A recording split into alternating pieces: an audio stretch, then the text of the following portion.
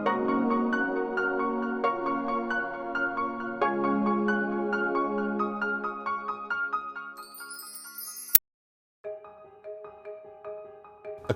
is a probable carcinogen that's created when starchy food, such as potatoes, root vegetables, bread, are cooked at high temperature, so frying, grilling, baking, roasting, toasting. Acrylamide is a natural chemical which is formed when you heat certain food, such as starchy foods like potatoes and root vegetables. When they are cooked to above 120 degrees, they naturally form acrylamide. It's part of the cooking process which improves the texture and the taste of food, but a byproduct of that is acrylamide. So we know that acrylamide causes cancer in rats and mice in the laboratory.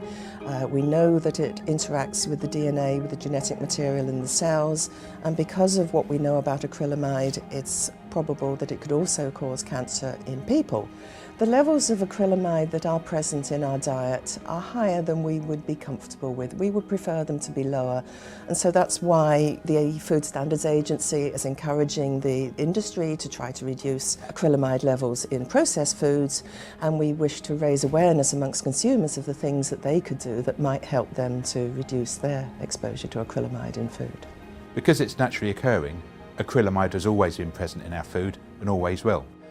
But the longer and hotter we cook food, the more acrylamide there'll be. So knowing that, we can all take steps to reduce our acrylamide intake. First of all, go for gold. Cook food till it's a golden yellow colour, no darker, because it's the process that makes food brown that also leads to higher levels of acrylamide.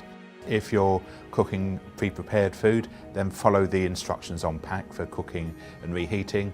Third, eat a balanced and healthy diet. Varying your diet will help you manage the levels of acrylamide. And finally, don't store your potatoes in the fridge. And that's because in the cold, potatoes undergo a process called cold sweetening that increases the level of chemicals in potatoes that are the precursors for acrylamide when you cook them. So your potatoes, take them out of the fridge, store them in the dark, store them cool, but above 6 degrees. We will continue to keep you up to date and informed of any developments as we discover them. Taking these small steps helps to protect you and your family's health.